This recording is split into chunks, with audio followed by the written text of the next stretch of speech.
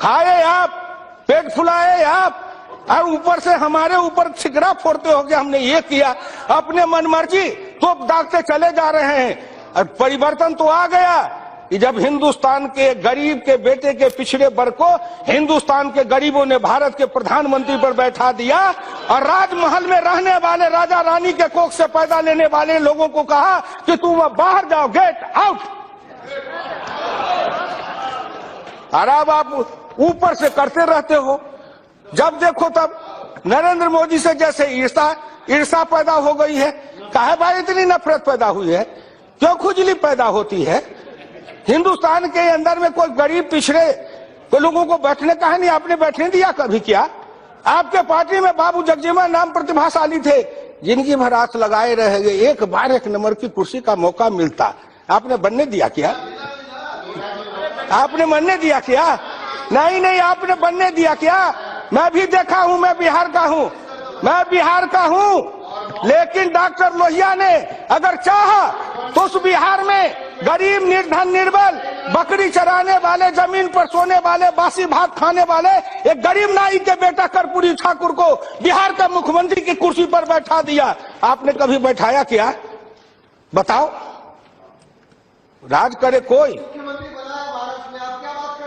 अच्छी बात है, अच्छी बात है। आपको हिंदुस्तान के प्रधानमंत्री बनाने में कौन रोक दिया था? क्या आपने उपयोग किया?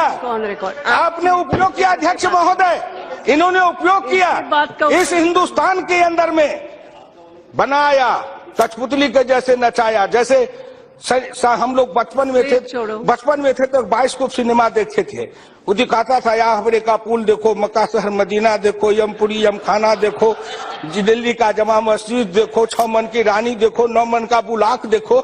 इसीलिए इन्होंने पिछड़े, दलित, अनुसूचित जातियों को नेता बना के ऐसे बाइस्कोप दिखा दिखा के उनके समाज को ठगा और कहा वोट बटोर के लाओ, दिल्ली पर मुझे बैठाओ। दिल्ली पर बैठने का हक हिंदुस्तान में केवल कुछ परिवार और कुछ खानदान को है, बाकी लोग इस देश में उसके अधिकार नहीं है। इसलिए मैं आपसे विनम्र प्रार्थना करता हूं कि सोचो समझो, एक योजना नहीं है। नरेंद्र मोदी जो योजना चलाए हैं वो डॉक्टर लोहिया ने जब कहा था, मैं आपको सुना देना चाहता हूं, दो लाइन सुना देना चाहता हूं, उसके आधार पर आज वो काम कर रहे हैं। डॉक्टर लोहिया ने कहा था केवल जो पिछड़े और दलित लोग हैं उनके लिए क्या चाहिए? आर्थिक बराबरी, सामाजिक बराबरी, राजकीय बराबरी, धार्मिक बराबरी, ये सारी बराबरी उनको चाहिए। क्या ये सारी बराबरी मिल गई? नहीं मिली। आजाद भारत में आज भी क्या बताएंगे कि केंद्रीय सरकार के सेक्रेटरी के पद पर, सेक्रेटरी के समकक्ष पद पर कोई पिछड़ा वर्ग और दलित समाज का आदमी, अनुसूचित जाति का, जनजाति आदमी का है? क्यों नहीं आया? किसने रोका? किसने रोका? कौशलेंद्र जी जरा धीरज रखिए, जरा धीरज रखिए, हंस के मत बात करिए। हम अपनी पीड़ा पर, अपने अपमान पर हम सब मिलकर लड़े। उपनिषद की एक कथा है, प्रजापति ब्रह्मा के यहाँ देव और दानव दोनों भोज खाने गए। प्रजापति ने तो दानवों ने कहा कि सब दिन ये देवता खाते हैं, आज मैं पहले खाऊंगा। उन्होंने कहा हाथ में लकड़ी बांध देंगे। सबने कहा स्वीकार है। दानव लोग बैठ के गए खाने के लिए।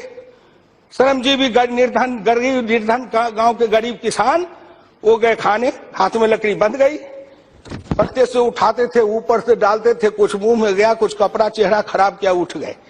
देवताओं को खाने का अवसर मिला, आमने सामने पत्तल लगा के बैठ गए। इस पत्तल वाले ने उस पत्तल से उठा के उसको खिलाया, उधर वाले ने इसको खिलाया, दोनों भर पेट खा के उठ के चले गए।